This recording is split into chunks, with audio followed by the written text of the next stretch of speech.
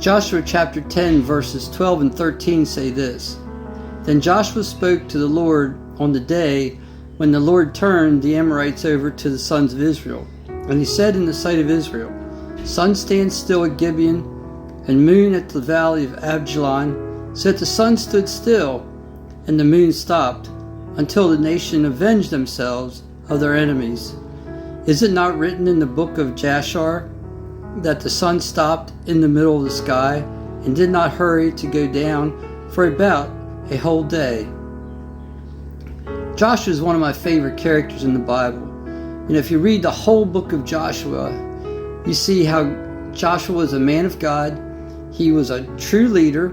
He followed God. He did things God's way. But he was also bold, and that's what this is telling us about here. Joshua was bold enough to stand up in front of all of Israel and ask for the sun to stand still. He did that knowing that if God didn't do what he wanted, if he was out of God's will for some reason, he would look foolish, and that's like you and I sometimes. We know that if we do a certain thing, if we act a certain way, to the rest of the world we may look foolish. But God says in his word too that he uses the foolish things to confound the wise, the weak things to accomplish his purpose. So that's one of the reasons I like Joshua.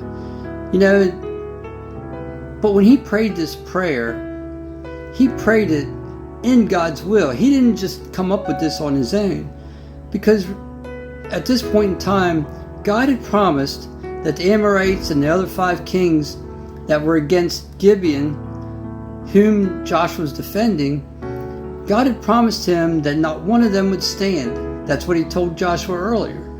And Joshua wanted everything that God had for him. So Joshua was able to be bold because he already knew what God's word had said. And same thing with you and I. When we read God's word, if we know what God's word says, we can stand on that as truth. We can be bold when we proclaim that. We don't have to worry about what other people think, because it's only important what God thinks. It's not important what our family thinks. It's not important what our friends think. It's not important about our co-workers and all what they think. As long as we're proclaiming God's word and speaking God's word, it's truth. And that's what we have to be concerned about. God will favor us and God will use us as long as we speak his truth, his word, and do it his way.